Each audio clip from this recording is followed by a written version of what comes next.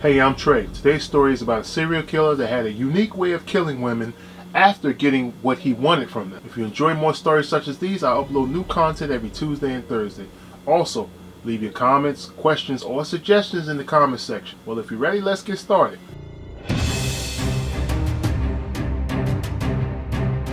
1987, in the country of Canada, a woman met a newfound friend at a local bar for drinks. After several hours passed, the two left and spent time together at a local hotel. The following morning, the woman was found lying on the floor of the room naked and unresponsive. Emergency services were notified and responded.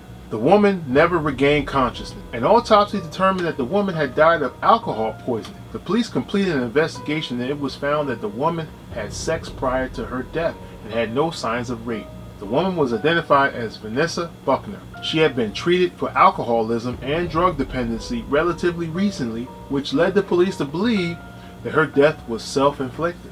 The deceased woman's friend was questioned by the authorities out of general practice, but the case was eventually closed and her death was labeled as non-suspicious. That friend was cleared of any wrongdoing at the time. A month later, a woman by the name of Edna Shade had met up with a newfound friend for some drinks. Much like the previous story, the woman went back to the hotel room with a new friend, and the next day, she was found dead. And again, just like before, after the autopsy was completed, it was determined that she had sexual intercourse prior to her death. But again, no signs of injuries or foul play was found. The woman had died of alcohol poisoning. The authorities investigated this crime scene and found that the woman had the same mutual friend as Vanessa Buckner did before her death. The police brought the friend in for an interview. The friend was identified as Gilbert Jordan. Gilbert stated that Edna was left alive and well after they parted ways. The authorities believed that Gilbert was misleading them somehow. Not sure if they had a killer on their hands, but the police decided to keep that friend under police surveillance. For almost a month and a half, the police followed Gilbert and noticed the pattern. Gilbert would meet up with a woman at a local pub, then they would both go back to a hotel room together. The police would secretly listen in on their interactions while they were in the hotel room together. Gilbert was overheard encouraging on several occasions with several different women chanting to the females to drink more alcohol. In some of those cases, Gilbert would offer the females money to consume more alcohol. Several hours later, Gilbert was seen by the police leaving the hotel rooms without the women he came with. In each case, the police became suspicious and knocked on the door and got no response. The police then had to gain access on their own. Also in each case, a naked, unconscious, unresponsive woman was found. Emergency services were immediately contacted and medical attention was rendered to each woman, saving their lives.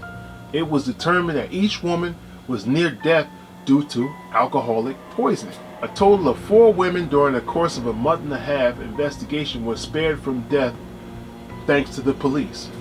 Each woman came forward and gave statements that confirmed what the police believed took place. Although ethically wrong, the authorities did not have enough evidence to charge Gilbert with any attempted murders. Gilbert was subsequently arrested in 1988 and charged with the murder of Vanessa Buckner, who was the first alleged victim. During the trial, police built their case on the fact that Gilbert encouraged women to drink until they were drunk. Afterwards, he would sexually assault them. While the victims were still unconscious, he would force feed the women large amounts of alcohol. This would cause them to die of alcoholic poisoning, allowing Gilbert to get away with rape and murder. So wait a minute, this guy is dumping alcohol down women's throats like rain down a storm drain to kill them. Can't make this stuff up. He was found guilty of murder and rape and then sentenced to 9 years in prison.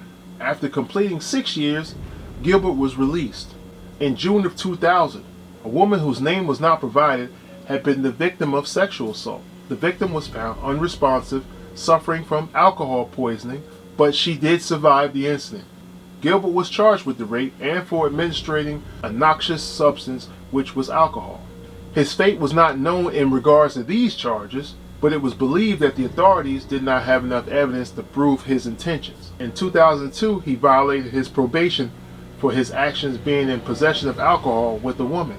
Gilbert was sentenced to 15 months in jail. In 2004, Gilbert was arrested again for being with another woman in another hotel, and that woman was unconscious and suffering from alcoholic poisoning.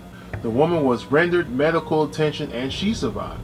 The authorities did not have enough evidence to charge him. In 2005, due to the public threat that Gilbert posed, the police did a public statement about him warning everyone to remain cautious when dealing with him.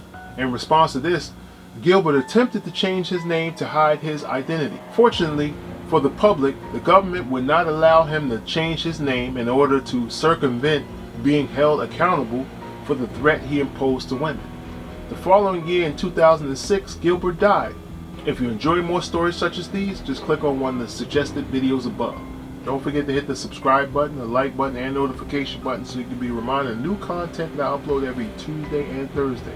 God bless and stay safe.